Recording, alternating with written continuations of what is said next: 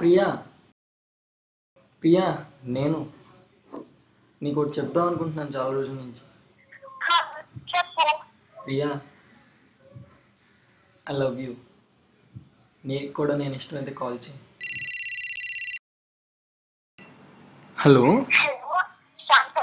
నేను ఐశ్వర్యాని. నేను నీకు ఎప్పటి నుంచి ఒకటి చెప్పాలనుకుంటున్నాను. I love you.